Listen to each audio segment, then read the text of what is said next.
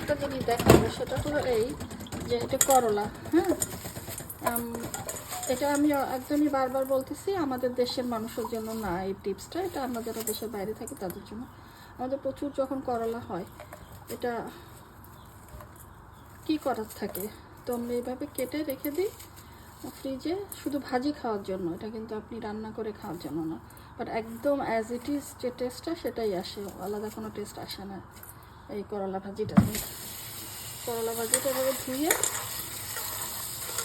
একদম কুটে রেখে দেবেন, তারপর ধুয়ে তারপরে আলু টালু দিয়ে মরিচ পেঁয়াজ দিয়ে যেভাবে ভাজি করেন সেভাবে একদম এক্স্যাক্টলি টেস্টটা আসে, ট্রাস্ট মি।